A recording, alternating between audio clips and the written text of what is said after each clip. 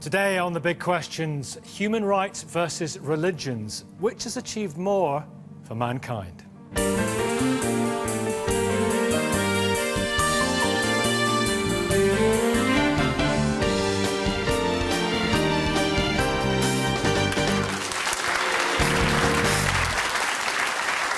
Good morning, I'm Nicky Campbell. Welcome to The Big Questions. We're back at the Pyramid in Parr Hall in Warrington to debate one very big question. Has human rights law achieved more for mankind than religion? All human beings are born free and equal in dignity and rights. They are endowed with reason and conscience and should act towards one another in a spirit of brotherhood. Well, these are the opening words of the United Nations Declaration of Human Rights, and the specific rights and freedoms granted in its 30 articles were intended for everyone, everywhere, irrespective of their race, colour, sex, language, religion, opinions, origins, property, birth, or any other status. But have these fine words actually achieved more than the religious ideals and beliefs that preceded them for millennia? To debate the question, we've gathered together campaigners, lawyers, humanists, scholars, preachers, former believers on both sides of these arguments this morning. And you can have your say via Twitter or online. Just log on to bbc.co.uk/thebigquestions, where you'll find links to continue the discussion online. And there'll be lots of encouragement and contributions from our very lively Warrington audience.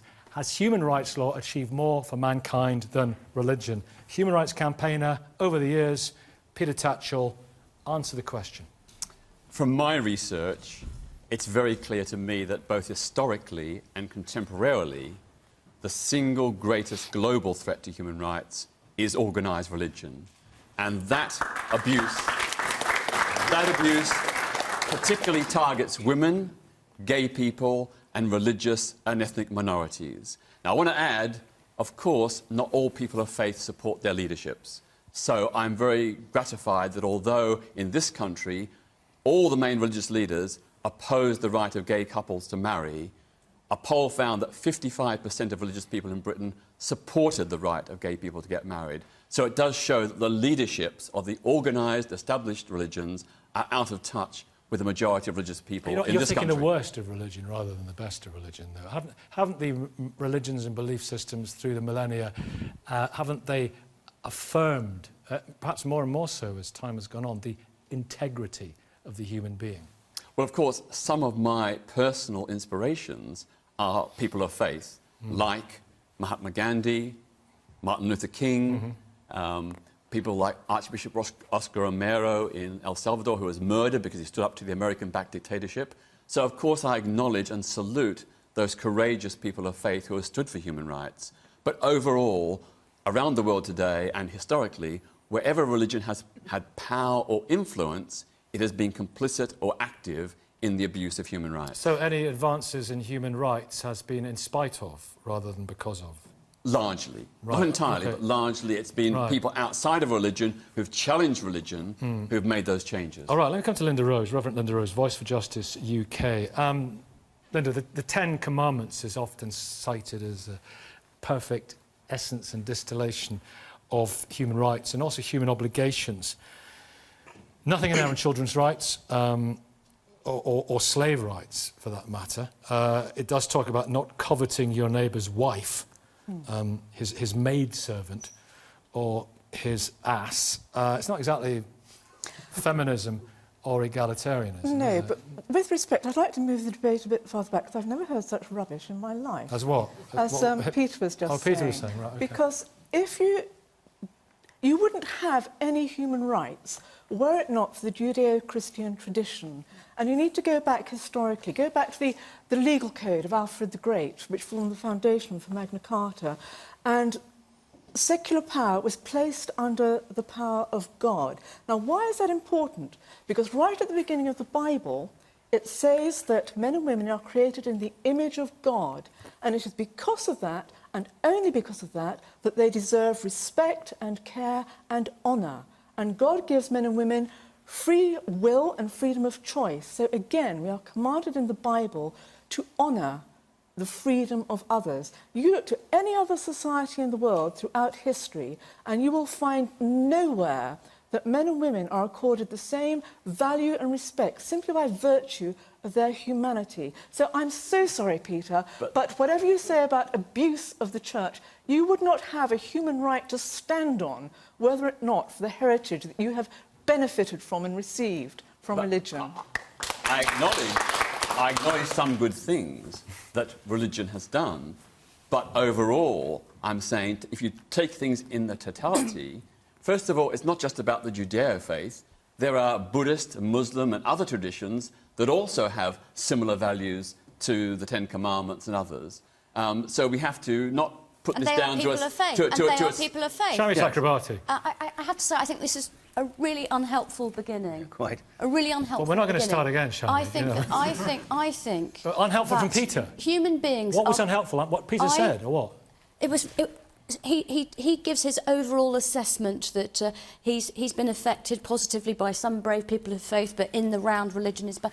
And human beings are creatures of emotion and logic, of faith and of reason, whether they are religious or not. People are frail, people are vulnerable, and they are wonderful. I agree with Lynda that many, many people of faith, not just one or two friends of yours, Peter, many people of faith respect human rights because of their belief in the inherent dignity and precious nature of human life. Also, there are people with no faith whatsoever who come to the same conclusion because they're Darwinists or because they understand you can't have democracy without human rights. So-called Darwinists as well. Shami, No. for millennia, the churches and all religions... whole religions... Hang on. Peter Tatchell. For millennia, I've got to say, sadly, for millennia, organised religion has been complicit in the mass oppression of women, of gay people, responsible for slavery, the Inquisition, and all these other abuses. And we have to face up to that reality. And equally...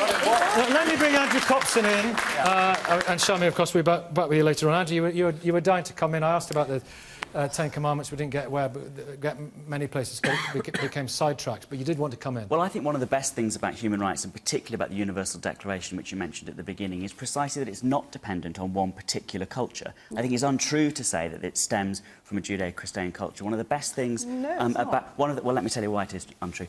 One of the best things about the Universal Declaration in the late 40s is it draws on cultural inspiration and authors from all over the world. There are Confucian scholars there, there are Christian scholars there are humanists there are legal scholars, and that blending of all that is best in human culture to produce these inalienable rights is why human rights are so important and why they have a claim to universalism. That's what's incredible about them. But it's small-minded and parochial and rude to say that somehow your own particular tradition is the sole origin. And also, of course, one of the most important human rights is freedom of thought, conscience and religion. The right to the faith of your choice, the right to no faith, and perhaps most importantly of all, the right to be a heretic within any faith community. And you cannot separate the struggle for human rights and indeed democracy from people's struggles historically for religious freedom. But of course, religion, as it has developed, Abdullah, I'll be with you shortly. It's been about our group as against the other groups. It's been a tribal thing, as it has in its embryonic form, and it's spread to a larger group and a larger group and a larger group, apart from cults, of course. And very much there's this problem that it's about the in-group and the out-group, and we'll come on to the universalism of it or not a little bit later on. Well, this is why I want to ask Tim about this, and Maryam, please do come in. Because, for example, women's rights, gay rights, reproductive rights, abolition of slavery, at every stage in the history of advancement of human rights, there have been big elements in the church who have opposed those things. Yeah, that's true. And, you know, I'm not here to defend organised religion, in inverted commas, but we under that umbrella, there is a mass of individual backgrounds, people of faith in different ways. You know, the organisation is flawed because it is an organisation that tries to defend itself and justify... But it's rights for us and not for you. It's the in-group and the out-group, isn't it? It's them and us. That's humanity. That's not just religion. That's not just religion. That's political parties. Hitler, they're not religious movements, are they? All the great atheists and secular regimes, the Pol Pot, the Maos, the Stalins, you know, they massacred people in their millions. So it's, I think not because of their atheism. Well, Peter, we've heard from you. There's nothing about atheism Peter, that motivates... I understand that, Peter, but just hang on a second. The problem with the premise of the question is that this is a battle between two sides. It is not a battle between two sides. There are thousands, millions of people of faith who believe passionately in human rights. And there are plenty of scriptures around, coming out of Old Testament, New Testament, and other faith scriptures that argue passionately for freedom, that everybody is equal under God, that everybody is equal before the law. It's where Magna Carta comes from. Magna Carta comes out of that period where the church and the state is arguing with itself, and ultimately King John has to accept that he is not above the law. And that is a Christian as well as other things. Maryam. I have to agree with Peter. I mean, I think we have to make certain distinctions. One, we're not talking about people, because people live religion or their atheism and their beliefs in a million different ways, and most of it very human. But when you're talking about organised religion, if you look at any religion, if you're a Shia, as let's say I was born into, the Sunnis are not good enough. This is the in-group, the out-group. Yeah, if you're a Muslim, the women have half, their testimony is worth half that of a man's. If you're gay, you should be thrown off a building. I'm talking about the tenets. Doesn't say that in the Quran. It's the tenets of organised religion. It says the former, but not the latter. Yeah. All of the death penalty for apostasy, it's in Muhammad's hadith, for example. What I'm trying to say is that, in fact, the difference between religious law versus human rights law is that human rights law puts human beings at the centre, whereas religious law puts divine law and God at the centre. I want to bring Abdullah in, Lynda, if I can. We have time. Time is on our side. Abdullah, I want to explore this in-group, out-group notion as well. And it was mentioned there by Maryam about a woman's testimony is worth half that of a man, and also on the issue of slavery, which figures prominently, of course, in the Old Testament, and also in the Quran. There are different rules for slave women, of course, what your right arm possesses, and also Muslims are barred from enslaving other Muslims. Now, these are very ancient precepts, but it reaffirms this whole notion of them and us. Actually, I think there's a whole bunch of misconceptions and I think inaccuracies on what you've just discussed regarding what the Quran says and what Maryam has said about it. First and foremost, I just wanted to say that the title is Has Human Rights Law Achieved More than for Mankind than Religion? And seeing as religion has an idea of what is right and wrong, and how you should treat people, what is right and wrong, and hence give people rights, it's like asking what has achieved more for humanity, Starbucks or coffee, right? Explore, if I would, this notion about there's us, and we have the truth, we're the chosen ones, we're the believers, we have the ticket to paradise, and you do not. It's all religions have that. But it's not even... It's the notion of them and us. OK. Rabbi Jackie will come in and disagree with that point in a second. Carry on, Abdullah. All right, well, in terms of the Islamic belief system, yes, Islam posits, certain truths which it holds, and it didn't say that it was the only civilization that ever received these truths. Obviously, it was just reiterating a very old truth which has come to many peoples before it. But how we judge righteousness is not just someone saying, I'm this label, but in their conduct as well. So it's belief and good actions being just, which justifies you, not just saying, I'm just this label and now I'm going to be saved. No, it doesn't automatically happen like that.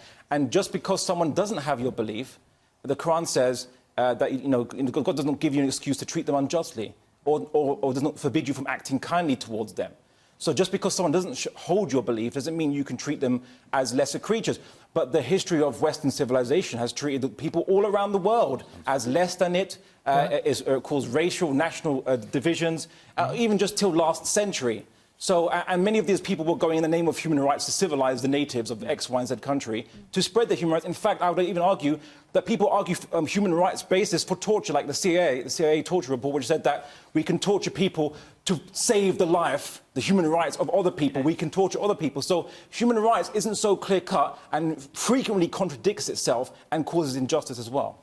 I think... I'll tell you, that's there was a lot of issues in the question. There was a lot of issues in the answer. Andrew, Michael, in a second. That is completely untrue. By a sort of attempted clever verbal trick, yes. Abdullah has tried to make it seem like 19th century imperialists were big fans of human rights and tried to go around the world exploring. They didn't. Human rights, imperialism is a wrong that has occurred historically. Human rights in the mid-20th century are as much a reaction against that as they are a reaction against everything else. It's false. Why did all the liberal philosophers of that time support, including John Stuart Mill, who was cited as a champion of human rights? When you look at the universal subjection of people. I'm agreeing with you.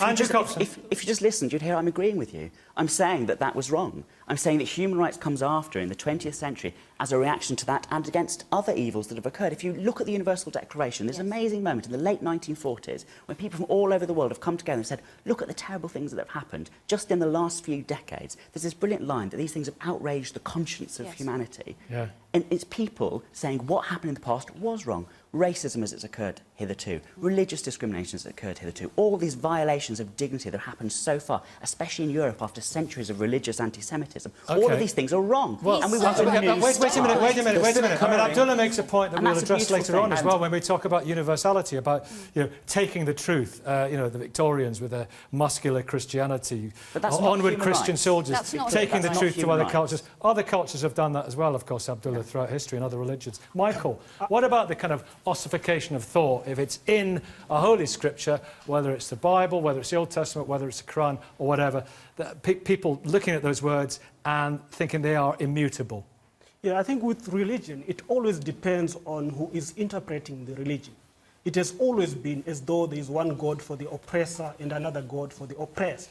So when you look at how religion has been manipulated, whether it is through colonialism, slavery, or the apartheid system, or the processes to deny women their rights, or homophobia, it has always been about who is interpreting these religious traditions. Because at the same time, you also have people like Desmond Tutu, you have the abolitionists, who were religious people.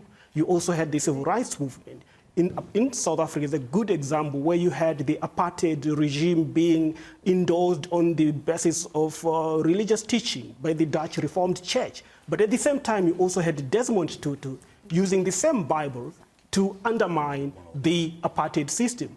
So it really comes down to who is interpreting the religion. But the Bible is used to justify the apartheid system and also to argue against the apartheid system. I think this is another good Maryam. example of what's wrong with using religion as a basis, because a lot of it is up to interpretation, and that's a fundamental problem. If you're going to wait for someone to interpret women's rights better than the interpretation of the Islamists, you can't wait around for interpretations. And the other problem is that it's people who are in power that decide what the interpretation is. That's going to be the one that's going to be law. And therefore, it's really crucial that we have a basis that's human rights and that people are equal, irrespective of their religion and beliefs, and that it's not a God-given right, but it's an inalienable right by the very fact that we're human beings.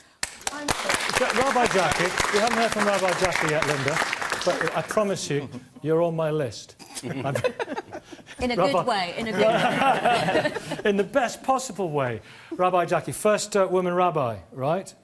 In this country. It took a lot in this country. It took a long time. It took a long time. We'll be having women bishops next, goodness me. 40 years and counting. Yeah. This notion of the in-group and out-group, I mean, Judaism, it's less so in Judaism. It's arguably a more encompassing universal credo, isn't it? Well, there is in Judaism... That's a free hit for you. There is no need, as far as Judaism is concerned, for people to be Jewish to get to heaven. What they have to be is good people. They have to be not killing each other or committing rape or incest, and also to support justice, a system of justice in their society. And if they do that, then there is, in fact, more likely to go to heaven than the rest of us Jews, because we've got all the other commandments to keep as well.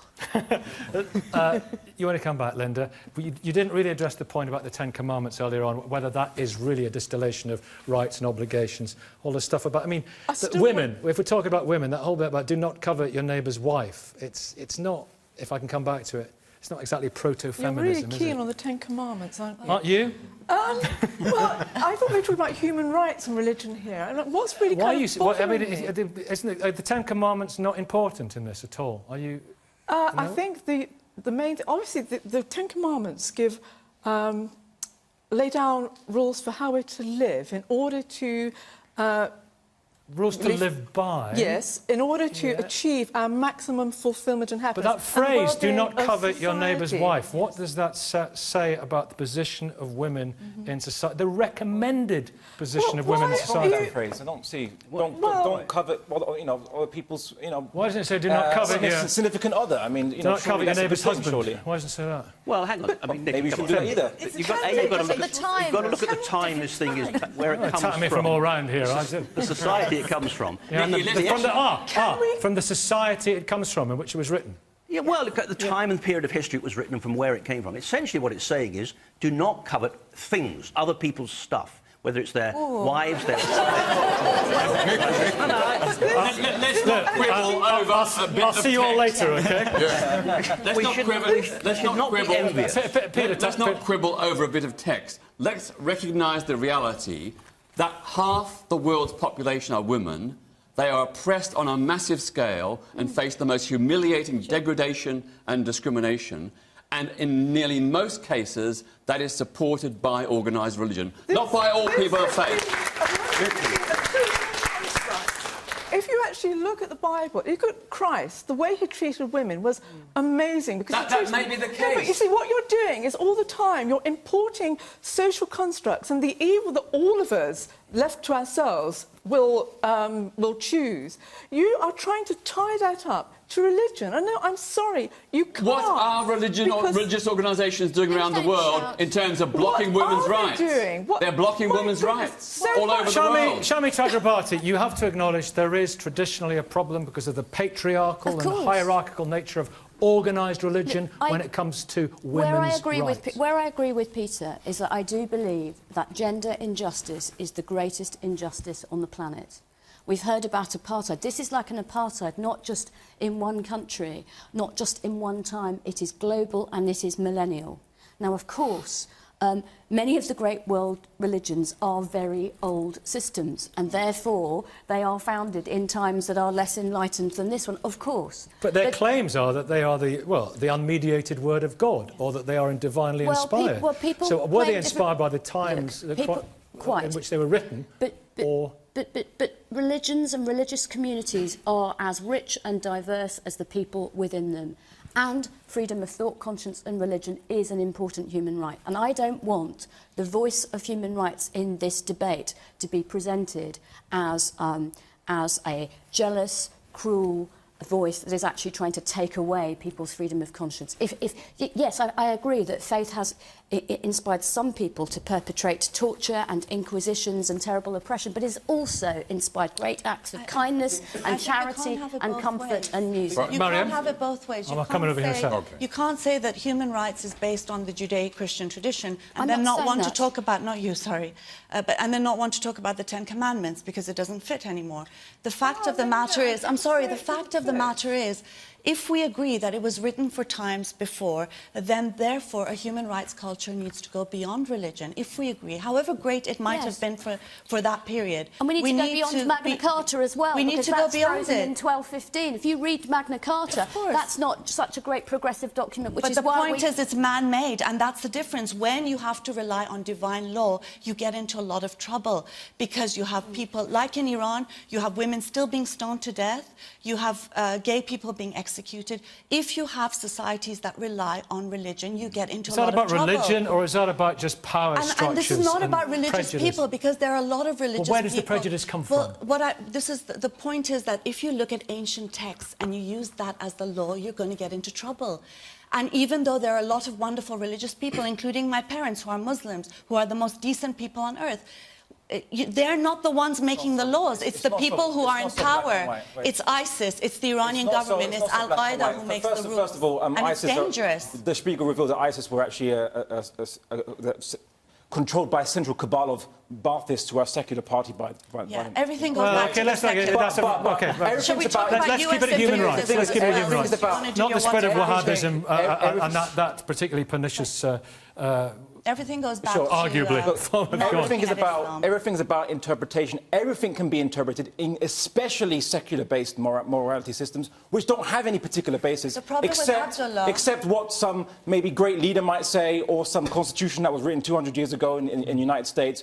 I mean, King Jong-un is a secular leader as anyone else is. He always goes back to other... Wait, Kim Jong-un is a secular leader. He's a totalitarian leader. Secularism is everyone is on an equal basis. Yeah, which shows that secularism doesn't necessarily give human rights. My only point is that basically it's all about interpretation. You can't say the problem of religion is interpretation. Can I just make one... That's the problem. Okay, Andrew Copson, are we misunderstanding what secularism means here? In that little discussion, yes, definitely, because, I mean, secularism is obviously just the idea that the state should try and prevent discrimination and privilege of all of its citizens on the basis of their religion. So Kim Jong-un is by no means... Kim Jong-un is certainly not the poster boy for secularism. That's absolutely not the all for anything, in fact. But in fact, what Abdullah is claiming is a flaw in human rights is actually its great strength. This idea that human rights is an act of human will, is a construct of human societies, is very much to its credit. Just as it took an enormous collective global effort of will in the wake of the Second World War and the Holocaust and all those atrocities to establish the idea that every single human being in the world should have their rights as a human being and equally and protected in law, just as that is an act of the human will which is incredibly impressive and we should celebrate, so too is the acknowledgement that the laws that are then enshrined have to be contextual, applied in the real world, not be held to some sort of God-given standard, but be about real people in here and now. And that's a strength of human rights law. We haven't heard from Lez yet. To be honest, I'm finding a lot of this conversation, one, it's really confusing me because I just don't understand the premise for half of what is being discussed. Firstly, let's just clear up a few things. One, the Ten Commandments comes from 147 negative confessions of Ma'at. This is from ancient Egypt, right? We hardly ever like to talk about the sources of Judeo-Christianity or Islam. They're rooted in Africa, and that's been proven, okay? People can check that for themselves. Most important thing is under ancient Egyptian law, because you made a very interesting point about people didn't have whatever kind of, women didn't have rights or whatever. Under ancient Egyptian law, you can check this out for yourselves. Women could divorce their husbands. They had practically the same rights as men, depends on which dynasty you go to, okay? We're talking about stuff that predated all this stuff about Jews being used as slaves and Moses and all this crazy stuff that Hollywood perpetrates to divide us even further. People need to get historically accurate for one thing. The second thing that I want to mention is, I've had this saying, and I've said it for years, knowledge gives us the power to enslave or liberate. Now, I don't subscribe to any state religion or any orthodoxy. What I think is dangerous is we are taking texts, written documents, out of context and acting as if this one is more pernicious than that. And it isn't.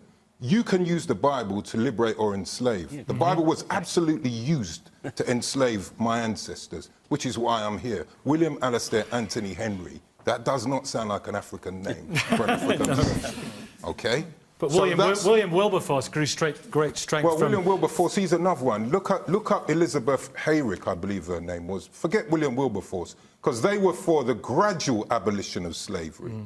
It was the women's movements who put pressure on the Clapham sect and William Wilberforce for the abolition of slavery. Point taken, absolutely. There's a difference between the abolition of slavery and the Atlantic slave trade, but he drew inspiration. What I'm saying is he drew inspiration on the Bible for positive Absolutely, evidence. And I think that it's a bit wrong-headed when we're going to condemn that book, whether you believe it's the word of God or not, because I would challenge you to say, then if we're human beings and we are created in the image of God and we are God's essence, then is not everything divinely inspired? It's not about that we do. Adam, we haven't I find it very confusing. Yeah, I'll be back with you later on. I think you've got great stuff to say about the universality of human rights and so forth. And I want to talk about whether religions are actually an actual, real, tangible barrier to human rights. But Adam, just before we leave our thoughts behind on the in-group and the out-group, is religion, in its essence, about everybody? I don't think it necessarily is. I think there's a huge... The whole human race? There's a huge range of different kinds of religion, and different kinds of religion do different things. Tribalism. And they do come, to an extent, from tribalism, and therefore your tribe gets better rights than another tribe. And human rights says something like the opposite, which is that we don't recognise there's some sort of racial or tribal or religious hierarchy in human society. And in fact, we are going to create liberal societies where all the different tribes and races and what have you as get we've to live mixed together more, peacefully as our lives have... and with dignity. And that's what human rights is. And I think that there's nothing inimical to human rights in religion, but we do have to look, and we do have to be honest about it, at religious societies now. Forget 2,000 years ago, look at now. Societies governed according to what God says, whichever God it is, tend to be less liberal, less free than societies that are governed by liberal principles. And we have to ask, is that because of religion, or is it because the dictatorial leaders are using religious principles to justify their awful rule? Yeah. But either way, you have to accept, I think, looking at the way societies are run now, that if you set them up according to a Charter of Rights, they are going to... It's a better starting point than starting with a 3,000-year-old book. OK, and as you say, things have changed as we've mixed and we've mingled and we've travelled and we've become... And the end group has become bigger and bigger and bigger, and the out groups hopefully smaller and smaller. But on the issue of religions being barriers to human rights, Lynda, I mean, you think, don't you, that certain human rights laws are curtailing the rights of some Christians? I know, because you were... Just if I can put it in context, you were recently... you were supporting the bus, I think it was in London, wasn't it, which said, not gay, ex-gay, post-gay and proud. And Boris Johnson put a stop to it, didn't he? He wouldn't have it on London transport.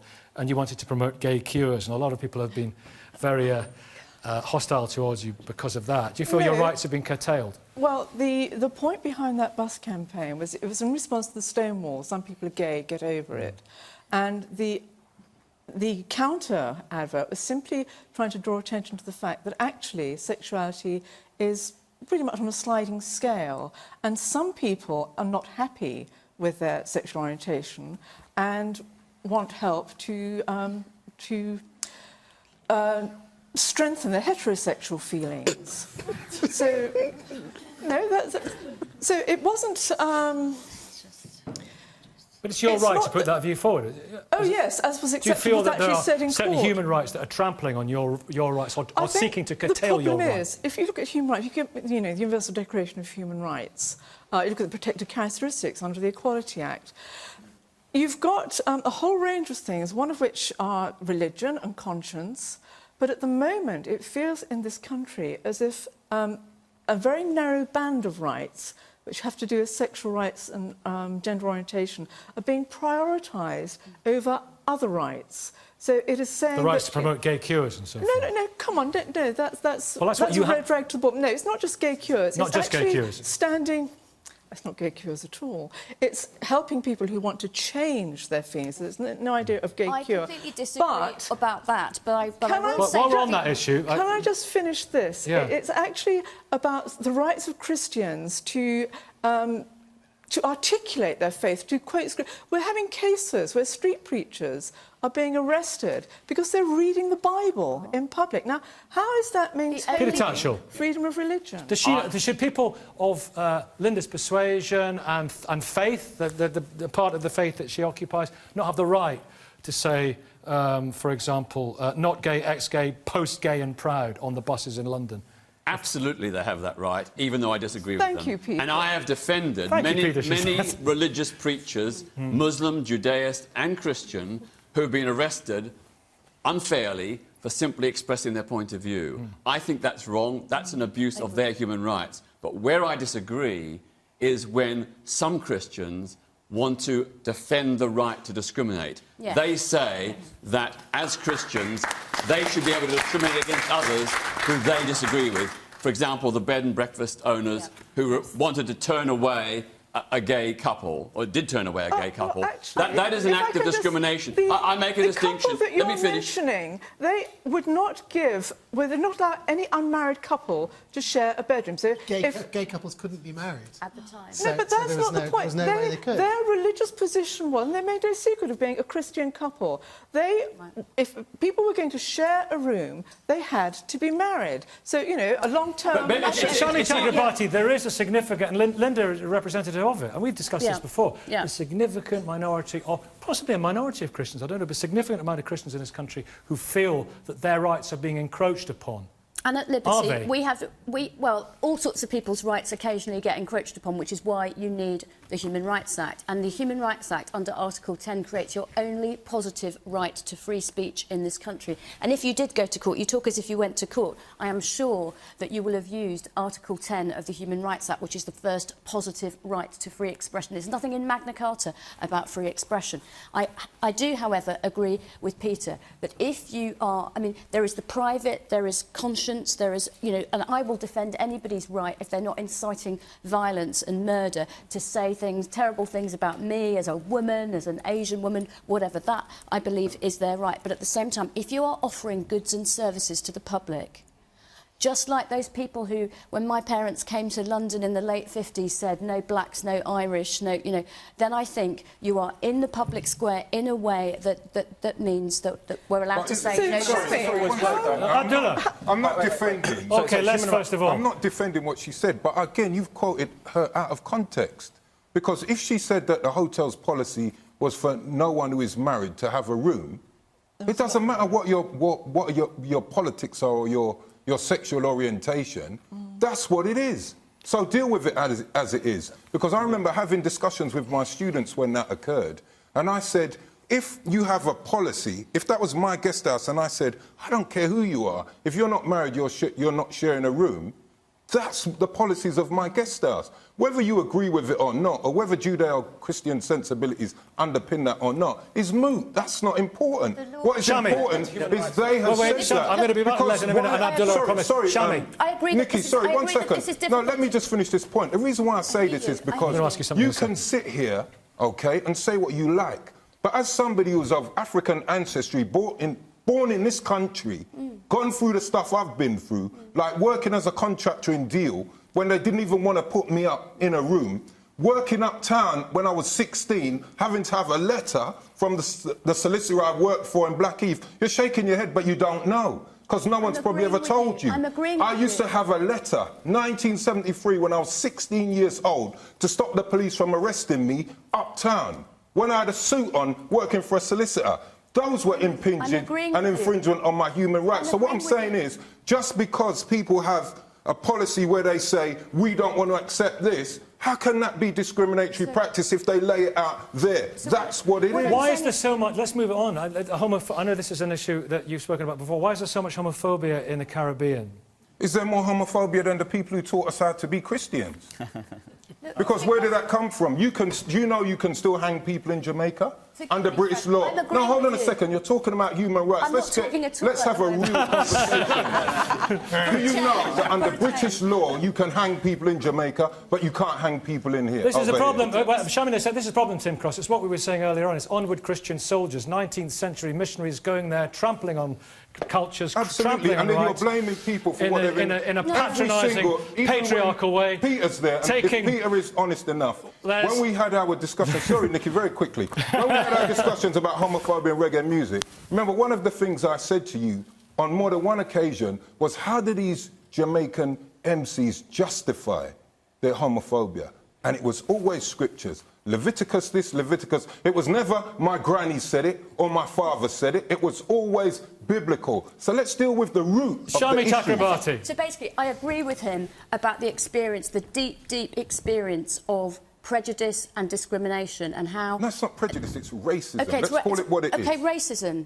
But it's because of that history of racism that comes to a terrible culmination in things like the Holocaust, that the principle against discrimination is such an important principle in human rights law. But do you really believe in that, considering that Theresa May and the Tory government have waxed lyrical about fighting non-violent extremists as defined by them, which is basically just the secular word for heretic. And they're telling Muslims what we can believe and what we can't believe, which is interfering in our religious life, a secular state interfering in a religious belief, and it's been mirrored in Europe, where France banned the hijab for women in schools, niqab, upheld by the European Court of, finish the sentence, human and it was wrong. rights. And in my view... And this is why we see hypocrisy with the conduct of human rights. Look, I agree with you. Will you be leading the vanguard against the government to prevent them from criminalising... Somebody let Shami speak. We've defended religious... We have used the Human Rights Act and the European Convention on Human Rights to defend the rights of people of faith to wear the hijab, to wear the cross, to speak, to say things that I disagree with. That's what these instruments are about. Now, courts aren't always right, just like politicians aren't always right. But we still need these principles to unite around. Tim Cross, my point about the 19th century Christian missionaries who came from this country, and we took our sense of superiority and other people's what we assumed was cultural inferiority, and we trampled over nations, and is what Les was saying earlier on. We've got a lot to answer for, haven't we? 19th century British Christians, David Livingstone, I presume. And others. Well, I think it's a bit unfair on David Livingstone. He's actually quite a good bloke. But of course, some of what you say is inevitably true. I mean, again, the debate seems to be pitting one side against the other. I don't think it's very helpful. That's why you're in the middle. Of course, some of the things that religious leaders have done over the centuries has been terrible. But it is an important comment, as have secular organisations and atheist regimes that have killed, massacred millions of people. The issue that we've British taken colonialism out, here. Okay, but we've taken out the Christian missionaries. Going back to your point, we're taking out a message which is essentially a message of equality and love. No, they weren't. Now, did they get it wrong? Of course they did. They're flawed. They're human beings. Equality and what? And love. The Christian message. Missionaries. Yeah. Well, why do you look so astounded that the missionaries believed that love was an important word? I'm sorry if you're embarrassed by the word love, but, you know, that's the essence of the gospel. God is love. That's what the gospel... I'm going to get Les's response to that. This is the I find that kind of extra. I think you need to go and read maybe some of the old slave masters' tales about who they imported over and as to why, and what their role was. That's not what I'm nothing talking about spreading love amongst the natives. All right, let me explain to you this way, OK? As an African person, I was part of the forces of production. This is why when people say to me, oh, what class are you, Dr. Henry? I ain't no class. I'm working class when I'm a whatever. I was part of the forces of production. Missionaries went over to places in Africa or wherever in the Caribbean to create a labour force who accepted, almost under like the Calvinist doctrine, they would never know whether they were elect of God, but they knew they were here to labour as hard as they could because people in positions of power told them they need to do so. But so all this about we need to move it on. It wasn't not for African people. A lot of that no stuff way. was a lot of that stuff was dressed up in the clothes of the missionary, wasn't it? Yeah, sure. But what I'm saying, Nicky, unequivocally, it was never for African people. They were always taught they were beasts of burden. Okay, Peter Let's Tatchell. get that straight. Peter Tatchell. Written into all Britain's equality laws is the right for religious organisations to discriminate. And religious organisations made sure that they were given that exemption, that they should be able to discriminate, particularly against lesbian, gay, bisexual and transgender people. That's enshrined in law. And when that bill was going through Parliament, all the major religious leaders championed that they should be exempt from the equality laws. Right now, in Northern Ireland, with the support of many religious leaders, there's a so-called conscience bill before the Northern Ireland Assembly that will allow religious people to discriminate against anybody whose beliefs and behaviour they disagree with. This is in Britain in 2015. Just briefly, before we talk about freedom of expression, which I want to address, women's rights, much misunderstood, I'm sure, in the Quran, because we have to say that before the Quran was a step forward in many ways for women's rights, wasn't it? Women had property rights and rights of divorce that in the pre-Islamic Arabian Peninsula just were unheard of and unthought of. But if, I mean, you're a Muslim, you want to spread the word, you would like the whole world to be Muslim, and that's fine, that's the nature of your faith, as Tim would like everybody to be Christian. If we did have proper Sharia law in this country, would women have more rights than they do now, in a sense? I would actually say to a lot of degrees, if I say, well, yes, but let me qualify that before everyone hangs me for saying that. Yeah. In what ways? In Islam, we believe that women have the right to demand of their husband financial support, his time, and even sexual satisfaction, of which she can seek legal redress if he just neglects her. So, but in an individualistic society, obviously, in marriage, no one can compel anyone else or have any legal redress against each other for any obligation, what if she doesn't right? want a husband? I'm interested. What if the woman who doesn't want a husband? Then she doesn't get married. I mean, it's I'm up to sorry, her. this is... But the I want to hear Abdullah out. I'm saying within the marriage, so these are rights within the marriage. A woman can demand of her husband that he provide for her needs and even take him to court when he's not doing that. In marriage, in the modern sense, you can't do that. There is no rights anyone has from each other to each other. Outside marriage. So if you have your Sharia society and there are women who want to work and engage and be involved in politics... No, but say there were your perfect Sharia society, what rights would women have outside marriage just to be adults working and living in the world? Well, how long have you got? The right to work, the right to keep their income, which they can do in marriage as well, and the right to vote. The Prophet Muhammad ﷺ took the Pledge of Allegiance from both, he requested from both men and women. All right, so we gave women the right to vote 1,400 years ago. We didn't have to wait for suffragettes and Abdullah, so I think the rights of women in Islam is a really fascinating issue. Do you think in some ways that women in what you described as the individualistic society that we have now have fewer rights than they think? Well, I would say that, I mean, this is probably a debate that you've probably had between men's rights activists and feminists as to, and within feminists themselves as to whether women are happier now in a modern society whereby... Are you not a feminist? Do you not believe in equality for women? I believe equality in the eyes of God with all human beings, but doesn't mean I'm necessarily a feminist because I'm not a gender sectarian in that sense. But everywhere that Islam has political power, women are denied rights. You're talking theory. The reality is that in every Muslim country in the world today, women are treated as subject. Maryam. Can I just say something? That was interesting. There's 2 points here. One is what you said about women being treated better in the past, and I think we always hear about that. For example... The step forward the Quran made it. Yeah, that's undeniable, isn't it? One of the things, as an example, they say is that in Surah Al-Nisa, for example, before you're allowed to beat your wife, you have to first, make her obey, and if she doesn't, then you have to keep her away from your bed, and if she doesn't listen, then you can beat her. And then some will say, well, you can beat her with a feather or with a stick, make sure no marks show on her body. And they say this is a step forward because in the past women were beaten without any hesitation. So what I want to say is this is the problem. First of all, today in the 21st century, and even then, no woman should be beaten, not with a feather, not with marks, not without marks, and so on and so forth. Quick response, Abdullah. The other issue, sorry, can I just add one more thing? The other issue is, as he said himself, you don't need further clarification. He said women are equal under Islamic law. And that's what we see in many countries, like Iran, like Saudi Arabia, under Islamic law. Women and men are not considered equal. They are seen to be complementing each other. Quick response. Which is why women have no rights. First and foremost, have no rights whatsoever. Most of the laws that you'll see in Muslim countries were bequeathed to us by the British Empire 100 years ago, including laws against homosexuals as well. What about actually...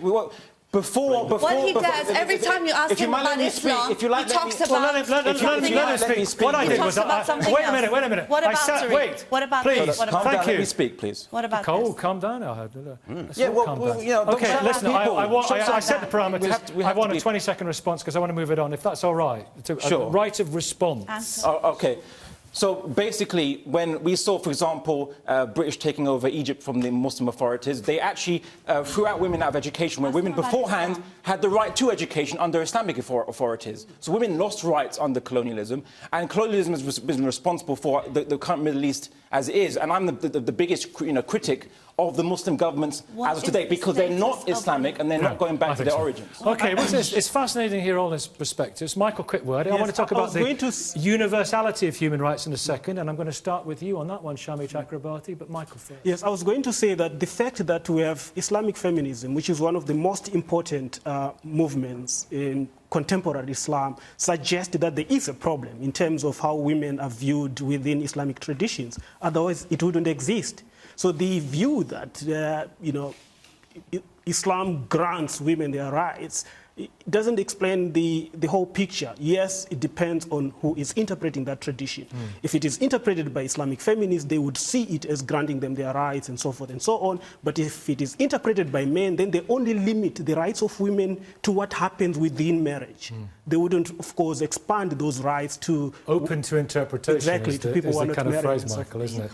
Now, universality. Shami Chakrabarti, what right have we got to make cultural impositions on others? I mean, we made a, many people think quite rightly, we made a huge fuss when there was a cultural imposition curtailing our right to mock religion recently. Many people felt that was a cultural imposition. It's something we have a brave tradition of in Britain and France and Western Europe. We fought hard for it. But turning it the other way round, what right have we got to say to people, you should have our human rights, you should educate your daughters, you should raise the age of consent to 18, you should stop flogging people who write blogs that you disagree with? Is it any of our business? Yes, it is our business, because, you see, I believe in multiple identity. There are people in this room who are my fellow women, there are people in this room who are of faith and no faith, and we're entitled to those multiple identities, but the ultimate identity is that of being a human being. And why do we care about other people's daughters? Because if you believe in human rights, you believe in other people's children, and you love other people's children as you should love your own. And so somebody else's daughter on the other side of the planet is not fit for torture and rape and genital mutilation any more than a daughter of anyone in this country. And I'm afraid that's what if it's... OK, Peter, what if it's a democratic choice of a country?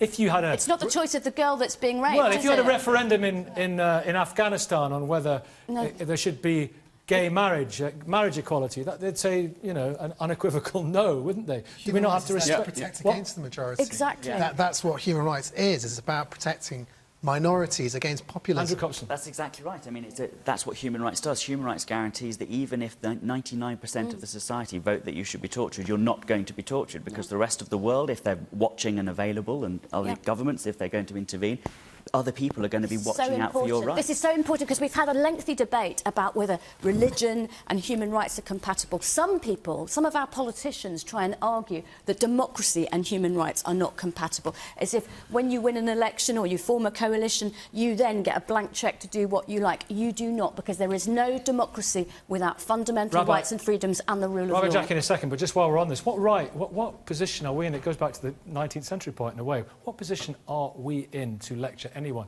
Look at the Guantanamo Bay. Look at the rendition, our complicity in torture. Look at all the other issues that we have been engaged in as well. Double standards. Look at the racial killings on the streets of America. Do I approve of those things? No, I don't. But how can we lecture anyone? I'm not lecturing anybody. How could we lecture anyone? Well, we can't. In the context of the points you make, we can't. But on the other hand, frankly, I get rather bored with everything being blamed on the Brits. We did not go around doing half the stuff that people talk about. We can't bring everything back to saying it's all the faults of the Brits. We can't go around imposing on people. On the other hand, I absolutely agree with the idea that these rights are universal. The issue is, how do you set about bringing them about? Now, invading countries is not the right answer. I've been pretty public about that. So, you cannot force the issue on people. But we do live in a world where we know much more about what's going on in all these places of the world, and we are absolutely right to highlight it, and we're absolutely right to get on the streets and talk about it and get the legislation passed to try and bring this thing about. But we are not... We do have to be careful about having double standards. We can't be lecturing people 1 minute about this is the right way to do it, and then because we decided to make it differently, we're going to go back and now lecture them. It's not about lecturing. It's a lesson. I want to hear from Rabbi Jackie, if I may. Andrew, very quickly then. Very dangerous. You've persuaded me. Thank you, because there is something very dangerous about the premise of your question. You say, who are we to lecture other people about human rights? That's not what's happening, right?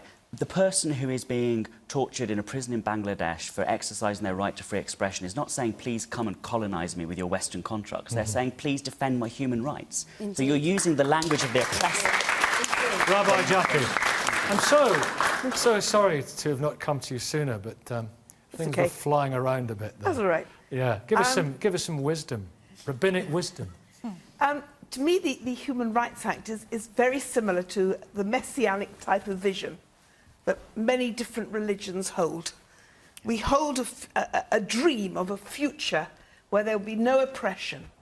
And it's incredibly difficult to know how to get to that, because I agree with you totally. Invading a country and killing people is really against their human right to live, let alone anything else, the basic human right. So it's about every individual taking responsibility of modelling our lives, of not being this hypocritical society where we as a society, condone going against the human rights of so many people in our country or in Guantanamo Bay or whatever. And that is incredibly against all religious norms and values that we should hold. But you see, so we have to hold this dream. Yes. And Judaism... We have a dream. We have a dream, absolutely. I have a dream. We all have a dream, I hope. But the dream... Will we ever get there? The dream has to be... No, won't, actually. Yeah. Well, you know, dreams are good. Can I make we have to actually, though, always make sure that we back our dreams with action. But, Rabbi... Judaism teaches very strongly that you can't... Judaism doesn't talk, actually, very much about human rights. Judaism talks about human obligations. We have obligations and responsibilities to the vulnerable, to the poor, to ensure that people are seen as individuals made in the image of God, who made many different types of individuals, and all are made in the image of God. And that means we have to act. By reciprocity, human rights are responsibilities also, because you cannot defend them without the obligation to defend them. But just one point, the Human Rights Act is not a utopian or messianic vision. It's because we know that people aren't perfect, and that powerful people will abuse their power, that we have these protections against the abuse of power. And that's ultimately what the Human Rights Act is about. It's our modern Bill of Rights that protects us from the vulnerable, in particular, from abuses of power. And Adam, the rule of law is all important here. The law to actually make sure that we abide by these principles. The whole point about human rights in the modern sense is they're not a dream. They are enforceable, they are legal, and if your rights are being breached by a public authority, you can go to a judge in your local court and you can say, "Judge, my human rights are being breached," and the judge has to do something about it if you've got a case. So that's the big difference. They are not dreams. They are real things that real people can use in hospitals, in schools, against the army, against their MPs. They're not perfect, and in their application they're not perfect, but they do exist, and they're a pretty good attempt. And don't forget, every country in the world almost signed up to the Universal Declaration. But not quite. Well, I mean, North Korea is not such a big UN fan, but almost every single... This isn't just a Western thing. Almost every single country in the world signed up to that Universal Declaration. Nick talked about the dream, you see. I agree with you that in this country we have laws, and they're great. Some people want to scrap the Human Rights Act in this country. What kind of a signal will that send to the world? Allow me to get Abdullah in the time we have. But it's not just a dream. You were talking about universally. Yeah. And for me, universally, that's the messianic dream. Do you think... There's so many countries who've signed up to the Human Rights Act. And if you look Universal at what they're doing in their rights. own country... Rabbi Jackie, thank you. Abdullah, this concept of universal human rights, you are if you're in a Bangladeshi prison, you're suffering. If you're a young gay man in Jamaica and you take a terrible beating, you're suffering the same way that a young gay man all over the world is. So we have to have a universal level of human rights. Is that possible? I also want to add, if you're a Muslim in Guantanamo Bay, you need to have someone, protecting you, or someone exiled by Theresa May. So what I would say is... It depends who they are, but anyway, well, I mean, I said if they haven't been convicted by court, you have to, you can't punish them. Absolutely. It's what the Magna Carta does say, which needs to be reread by our current government, I think. Right. Anyway, but what I would say about universality, first and foremost, I'll say that I think we all agree here that oppression, suffering, torture and killing is wrong. People who are just trying to go about their lives don't deserve any of those. Whether it's in the name of religion or the state, it's wrong. Yeah, or ideology or nationalism or whatever. In any way, it's wrong. But sometimes when you talk about universality, we make the assumption there's one interpretation of human rights, even amongst human rights activists themselves, right? Even secular activists, they disagree on points. So we can't apply one blanket template, because then we'd be totalitarian in that sense. So what I'll say is just recognise there is some difference. I think there are the differences. fact of the matter is that no society or community is homogeneous, and there is conflicts and dissent even within the places called the Islamic world. Sharia law, for example, is deeply challenged. The veil in Iran, there's a huge movement against the veil in Iran. So what I want to say is that, in fact, universality is a reality, and we need to believe in it in order to show human solidarity. Thank you all very much indeed. Thank you for taking part. As ever, the debate will continue on Twitter. Thank you for watching. Join us next Sunday from Oxford, back on BBC One. Goodbye from everyone here in Warrington, and have a really, really good Sunday. Thanks for watching.